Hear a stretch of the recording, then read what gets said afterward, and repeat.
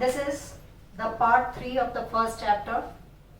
In this part, we'll discuss about torque experienced by a dipole when it is placed in uniform electric field, then the potential energy stored in a dipole.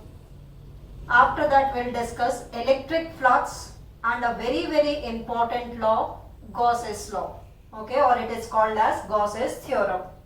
So let's start with a dipole placed in uniform electric field. So here a dipole, an electric dipole, is placed in uniform electric field.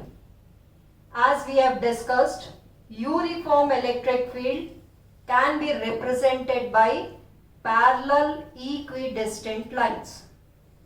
So this is the uniform electric field which is represented by parallel equidistant lines, in which a dipole as we have already studied in the previous part, two equal and opposite charges separated by small distance, let minus q and this plus q,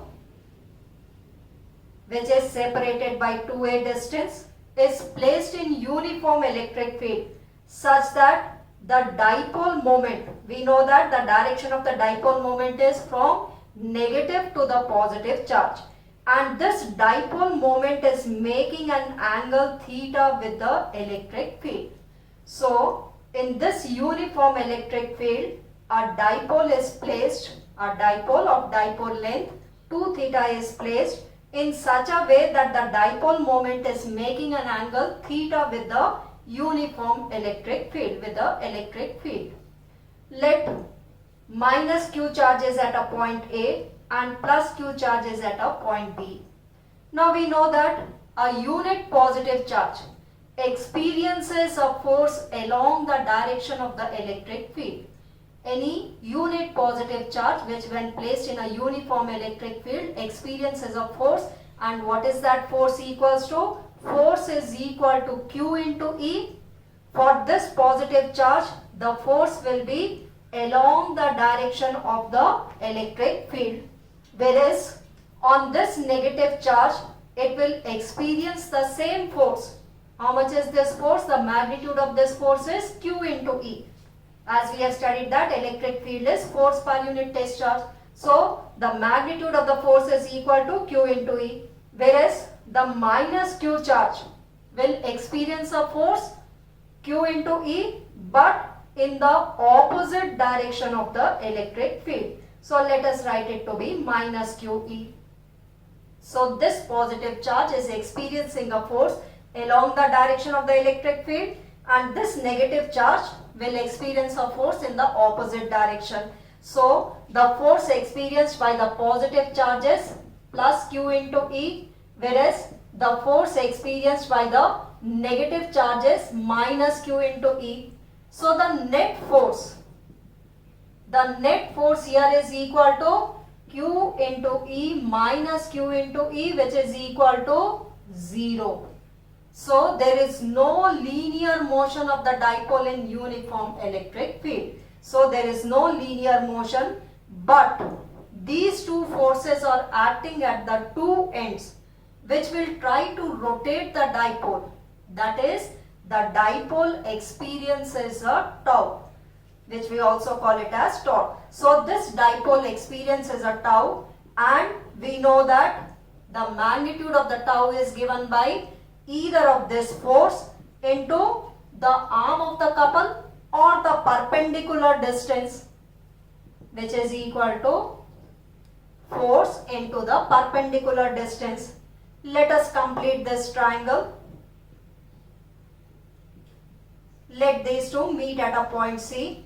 So if this angle is theta, this angle is also equal to theta, and what is the perpendicular distance over here equal to? This is BC is the perpendicular distance. So the tau can be written as force into the BC distance. Okay, now using the trigonometric ratios, we'll find out the BC distance. As we know that this distance is, the hypotenuse is 2a. So the perpendicular distance is equal to 2a into sine theta, or you can find out sine theta from this triangle ABC. Sine theta is equal to perpendicular upon hypotenuse. So this perpendicular is equal to hypotenuse into force is equal to this 2a into sine theta. So this perpendicular distance is 2a into sine theta. Okay, now either of this force is equal to Q into E. Q into E into 2a sine theta, which can be written as Q into 2a in the bracket E sine theta. Okay, now this bracket term Q into 2a, we call it as dipole moment, and which is represented by P, that is the product of the charge and the dipole length. We call it as the dipole moment. So tau is equal to PE into sine theta. So this is the magnitude of the tau which is experienced by an electric dipole when it is placed in uniform electric field. So the magnitude of the tau is equal to P into E into sine theta, and this theta angle is between P vector and E vector. So in vector form it could be written as tau vector is equal to the cross product of P and E vector, as we have studied last year. AB cos theta, if theta is the angle between A and B vectors, then it is written as A dot B vector. If it is AB sin theta and theta is the angle between A and B vectors, then it is written as A cross B vector. So it is the cross product between P and E vectors. So tau vector in vector form can be written as P cross E vector. So this is the expression of tau when it is placed in uniform electric field, and in vector form it is P cross E vector, and the magnitude of this tau is equal to PE into sine theta. Now let's see that if theta is equal to 0 degree, when theta is equal to 0 degree, we know that sine 0 is equal to 0, so the tau is also equal to 0. That is, it doesn't experience any tau. So if the dipole is placed such that its dipole moment is parallel to the electric field, then it doesn't experience any tau, then the tau experienced is 0. So why it is trying to rotate? Because it is trying to come parallel to the uniform electric field, parallel to the direction of the electric field. That is why it experiences the tau. Once it comes parallel to the electric field, then it doesn't experience any tau. Let's see, when theta is equal to 90 degree, that is the dipole moment. Let's draw it here. This is the uniform electric field, and here is the minus q charge, plus q charge. We know that the dipole moment is from, direction of the dipole moment is from negative to the positive charge. So the angle between the dipole moment and the electric field is 90 degree. When the angle between the dipole moment and the electric field is 90 degree, then PE into sine 90 degree, then the magnitude of the tau is PE into sine 90, and we know that the value of sine 90 is 1. So the tau is equal to P into E, and this tau experienced is maximum tau. So when the dipole moment is perpendicular to the electric field, then the tau experienced is maximum, which is equal to P into E. So any electric dipole placed in uniform electric field experiences a tau.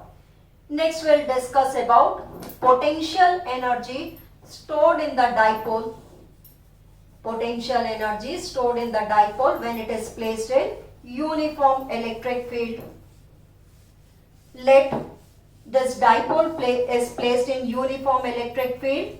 We know that it experiences a tau, and this tau is equal to P into E into sine theta. Okay, one more thing. Here the dipole is placed in uniform electric field. Then it only experiences a tau. The force experienced is 0. But if the dipole is placed in non-uniform electric field, then it experiences a force as well as the tau. Okay, so here we have placed the dipole in uniform electric field, so it experiences only tau, the net force is 0. Okay, now we'll study the potential energy stored in the dipole. Yes, here we know that when an dipole is placed in uniform electric field, the magnitude of the tau is equal to Pe sin theta. Let it is rotated through a small angle d theta. A small amount of work is done, which is given by dw equals to tau into d theta. If it is the linear motion, then the small work done is given by F into ds, the linear force into the small linear displacement. Here, when it is rotated through a small angle, then the small amount of work done is given by tau into d theta. Okay, substitute this tau, Pe sin theta into d theta is the small amount of work done. Now let the dipole is rotated from theta 1 to theta 2 angle. So the work done in rotating from theta 1 to theta 2, in rotating from an angle theta 1 to theta 2, what we do? We integrate. So the integration of dw is w, and here the integration of Pe sin theta into d theta. And what will be the limits? Rotated from theta 1 to theta 2. P and E are constants, so we take it outside the integration sign. Integration of sin theta d theta in the limits theta 1 to theta 2. We know that the integration of sin theta is minus cos theta. So it is equal to minus Pe cos theta, the negative sign, minus sign we have taken outside the bracket, in the limits theta 1 to theta 2. So this is equal to minus Pe, upper limit minus the lower limit. Upper limit is theta 2, cos theta 2 minus cos theta 1. Take this negative sign inside. Pe cos theta 1 minus cos theta 2 is the work done, and this work done is stored in the dipole in the form of potential energy. So this work done is stored in the form of potential energy. Hence the potential energy, which can be represented by capital U, is given by dipole moment into the electric field cos theta 1 minus cos theta 2 is the expression of the potential energy when it is rotated from theta 1 to theta 2 angle. Now let it is rotated from 90 degree to any angle theta. It's rotated from 90 degree to any angle theta, that is theta 1 is equal to 90 degree and theta 2 is equal to any angle theta. So if it is rotated from 90 degree to theta, then it will be cos 90 minus cos theta, and we know that the value of cos 90 is 0. So it would be equal to, then the potential energy is equal to minus Pe cos theta, which can be written as in vector form P dot E vector. So the potential energy, which is a scalar quantity, is equal to minus P dot E vector when the dipole is rotated from theta 1 to theta 2, where theta 1 is 90 degree and theta 2 is equal to theta. So the potential energy is given by minus P dot E. Now let's discuss this potential energy. That is, when the dipole will be in stable equilibrium, when will be it in unstable equilibrium. We know that for any object to be in stable equilibrium, the potential energy should be minimum. Here the potential energy is given by minus P dot E vector if the potential energy, which is equal to minus P into E into cos theta. Okay, the potential, for the potential energy to be minimum, this minimum potential energy will be equal to minus P into E. When is it possible? When cos theta is equal to 1. And when is the value of cos theta 1? When theta is equal to 0 degree. So the potential energy is minimum, and how much is the minimum potential energy? Minus PE.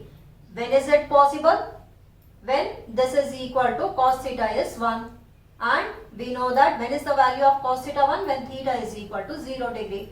So if the angle between dipole moment and electric field is 0 degree, then the potential energy is minimum, and this equilibrium is called as stable equilibrium.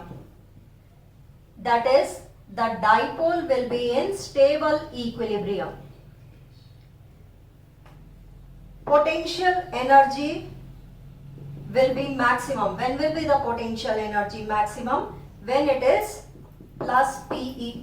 The maximum potential energy will be plus PE. And when is it possible? When cos theta is also equal to minus 1. That is why minus into minus, this will become plus 1. So maximum potential energy is plus P into E. And when is it possible? When cos theta is equal to minus 1. And when is the value of cos theta minus equals to minus 1? When theta is equal to 180 degree. And this equilibrium is said to be unstable equilibrium.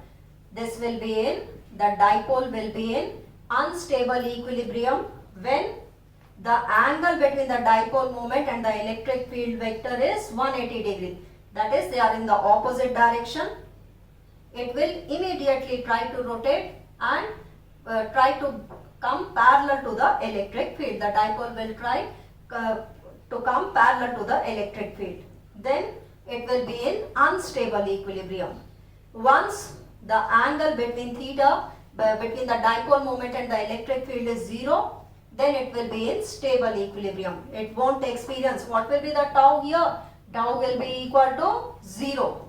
The tau will be, here also the tau is 0. Why? Because sine 180 is also equal to 0. But the dipole will be in unstable equilibrium. Okay, so this is the expression of the potential energy stored in the dipole when rotated from theta 1 to theta 2, which is equal to PE cos theta 1 minus cos theta 2. So we have considered one case. If it is rotated from 90 degree to any angle theta, then the potential energy is minus PE cos theta. Stable equilibrium, when the potential energy is minimum. And when is the potential energy minimum? When theta, the angle between the dipole moment and the electric field, is 0 degree. The potential energy will be maximum when the angle between dipole moment and electric field is 180 degree. It will be in unstable equilibrium. Okay, now let's move to the next topic, electric flux. Electric flux is the number of electric lines of forces crossing a given area. The number of electric lines of forces crossing a given area, we call it as electric flux. Let us draw an area, that is a surface. Let the surface is perpendicular to the plane of the board. Let the surface is perpendicular to the plane of the board.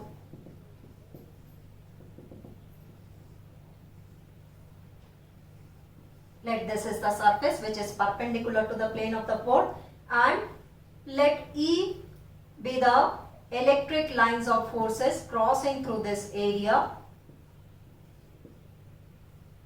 These are the electric lines of forces which are crossing through this area. Okay, now here mathematical formula, here we are finding out. We consider a small surface ds. We consider a small surface ds.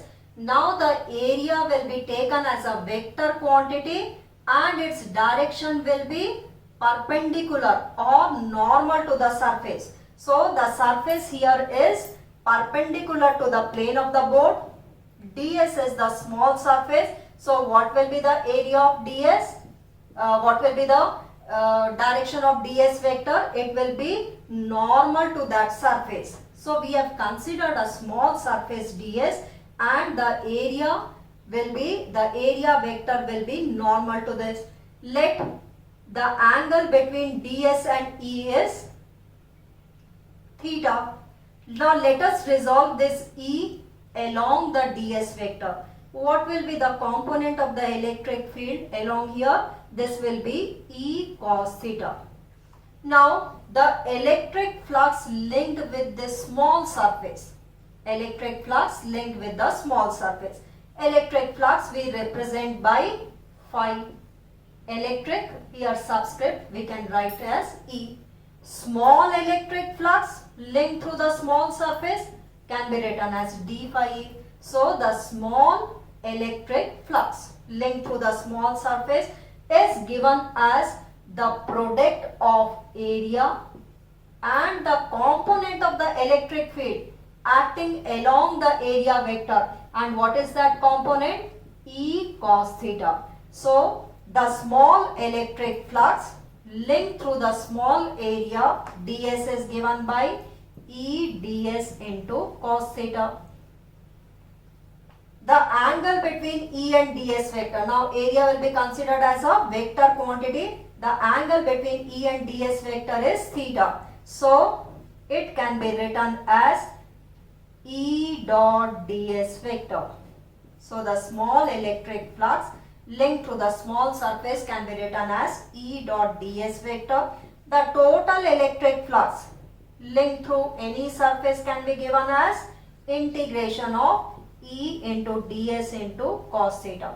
So the electric flux we represent by phi. E is for electric flux. So here subscript E we have written, which is the integration of E ds cos theta. Now this is integrated over the surface. It is not integrated over the line. This is integrated over the surface. So the electric flux can also be defined as it is the surface integral of the electric field. So the electric flux can also be defined as it is the surface integral of electric field. That is, the electric field is integrated over the surface integral of electric field. Also we call it as electric flux. Okay, now as it is the dot product of E and ds, so the flux is a scalar quantity.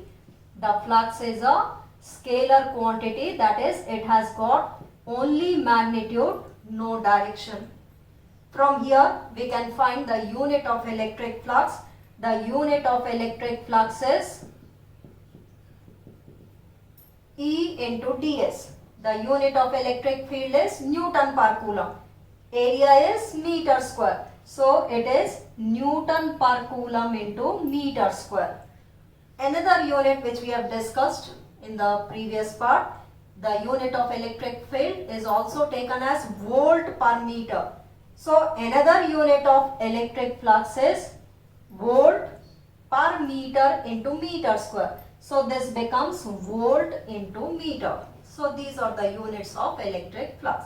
Hence the electric flux is defined as the surface integral of the electric field, which is equal to the product of the area vector and the component of the electric field along the area vector. It is the product of area and the component of the electric field along the area. So this we call it as electric flux. Now we discuss a very important law, Gauss's law.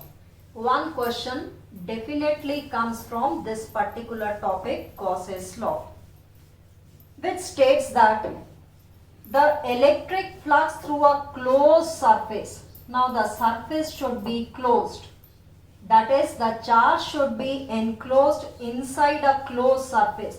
Closed surface can be considered as a sphere or as a cube or as inside a cuboid or inside any irregular shaped closed surface.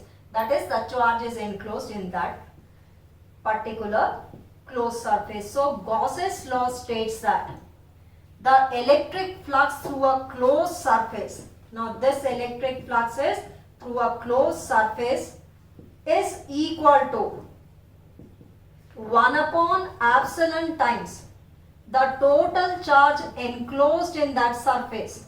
Total charge enclosed in that surface. Enclosed inside that closed surface. Enclosed in the closed surface. So, the Gauss's law states that the electric flux to a closed surface is equal to 1 upon epsilon times the total charge enclosed in the surface. Let the total charge enclosed in the surface is Q. So, the electric flux to a closed surface is equal to Q upon epsilon naught. Okay, this electric flux is through a closed surface. That is, this charge is enclosed inside a closed surface. Okay, and we know that this electric flux is surface integral of the electric field. So, here this can be written as surface integral of the electric field, which should be through a closed surface. It is integrated over the surface, and this surface is closed surface. So, here we draw a circle on the integral sign, which shows that this is the closed surface integral of the electric field is equal to Q upon epsilon naught. This is the mathematical form of Gauss law. So, the Gauss's law states that the electric flux through a closed surface is equal to Q upon epsilon naught, where Q is the charge enclosed in that closed surface, or this electric flux through a closed surface can also be written as closed surface integral of the electric field is equal to Q by epsilon naught, where Q is the charge enclosed in that closed surface. Okay, now this closed surface which we have considered is called as the Gaussian surface. This closed surface here is called as the Gaussian surface, and it is a hypothetical surface. That is, this surface could be considered as a sphere. Any closed surface could be there. Can be considered as a cuboid, can be considered as a right circular cylinder, can be considered as a cube, or any irregular shaped closed surface. So, this closed surface is the Gaussian surface, which is a hypothetical surface. Any type of closed surface we can consider. So, this closed surface we call it as the Gaussian surface. Okay, which is only depending upon the charge enclosed in that closed surface. So, this law is called as the Gauss law, and here now we'll prove this Gauss law for a point charge which is inside a sphere. Let's study the proof of Gauss law. That is, we'll start from the left hand side and we'll reach the right hand side. Let plus Q charge, an isolated plus Q charge is there, and we draw a Gaussian surface around it. Gaussian surface should be a closed surface. So, here the Gaussian surface we have considered it to be a sphere. So, here the Gaussian surface is the closed surface, that is a sphere which is enclosing this Q charge. Let us consider a point P on this Gaussian surface. The radius of this Gaussian surface, that is of the sphere, is R. Now, the electric field due to this plus Q charge at R distance, we know that the electric field due to a point charge is given by E is equal to 1 upon 4 pi epsilon naught Q by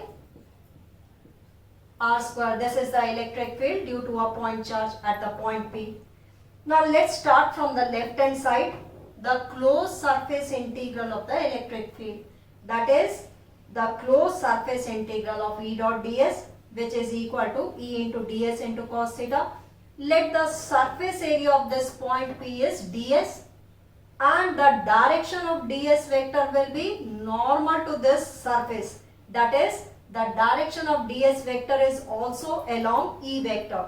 So, here theta here is equal to 0 degree, and we know that cos 0 is equal to 1.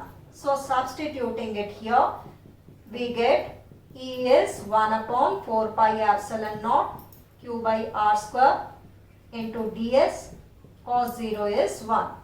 1 upon 4 pi epsilon naught Q by R square can be taken outside the integration sign because it is not integrated over the line. It is integrated over the surface. So, 1 upon 4 pi epsilon naught Q by R square is taken outside.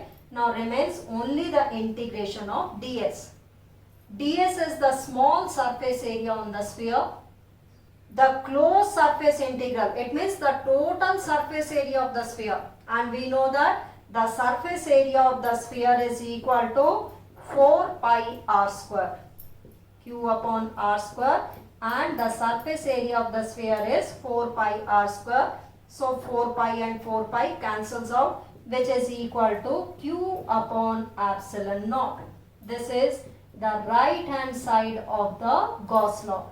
Gauss law states that closed surface integral of the electric field is equal to q by epsilon naught. So here we have started from the left hand side and reached the right hand side. So here we consider one isolated charge q.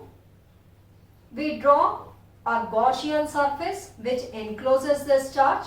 Keeping this charge to be at center of radius r, we draw a sphere which is a Gaussian surface. The electric field at point P is given by this expression. The surface area of P point is ds, which is along E vector. So the angle between them is 0 degrees. So cos 0 is 1, and on integrating ds, closed surface integral of ds means the total surface area of the sphere, which is equal to 4 pi r square. What do we get? Q by epsilon naught, which is the right hand side. Now let's discuss few questions.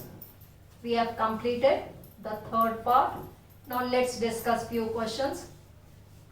The first question which had come in 2020 was a MCQ question.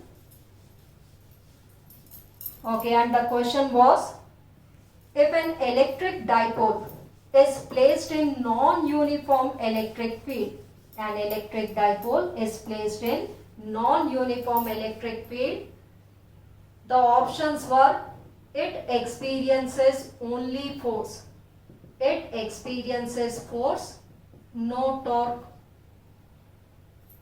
The second option was, it experiences tau, no force. It experiences both tau and force, and the D part was neither force nor tau. Okay, you have to tick the correct option. It was a MCQ question. An electric dipole is placed in non-uniform electric field. Then we know that it experiences tau as well as force. Why? Because it is placed in non-uniform electric field. Here, if it is placed in uniform electric field, then it will experience only tau, the force will be 0. Okay, but in the question it was asked, it is placed in non-uniform electric field. So it will experience both tau and force. Okay, that is, there will be linear motion as well as rotational motion also. The next question let us discuss, which had come in 2013. Let minus 2q charge is placed at A0 and plus q charge is placed at 4A0. Okay, these are the coordinates. Minus 2q charge at A0 and plus q charge is at 4A0. Now, what is the flux due to these charges through a sphere of radius 3a with center at the origin? Okay, now let this is the origin, x-axis, y-axis. So here y-axis in both the cases is 0. Let us plot it. Here plus q charge is at, let this coordinate is 4a0, and minus 2q charge is at a0. Let this is a0 where minus q charge is placed, minus 2q charge is placed. Okay, now a sphere has to be drawn. You have to find out the electric flux through a sphere of radius 3a whose center is at the origin. So 3a will be somewhere here. We draw a sphere of radius 3a. What is this? This is a sphere of radius 3a. Now you have to find out the electric flux through this surface, through this sphere, whose radius is 3a passing through the origin. Okay, its center lies at the origin. Okay, now what will be the electric flux according to Gauss law? We know that the electric flux is 1 upon epsilon times the total charge enclosed inside the Gaussian surface. And what is the total charge enclosed inside the Gaussian surface? Minus 2q. So what will be the electric flux? It will be minus 2q upon epsilon naught. Okay, so minus 2q is at A0, q is at 4A0, and you have to find out the electric flux through a sphere of radius 3a whose center, that is the center is drawn from the origin. So this is a sphere, and what will be the electric flux? 1 upon epsilon times the total charge enclosed, and the total charge enclosed in this sphere is minus 2q, so it will be minus 2q upon epsilon naught. The second part of it was, okay, this is the first part. Okay, now let, here in this sphere, if it is not air, if it is some dielectric medium whose dielectric constant is epsilon r. We know that epsilon r is also called as the relative permittivity. So if this sphere, inside the sphere there is a dielectric medium whose dielectric constant is epsilon r.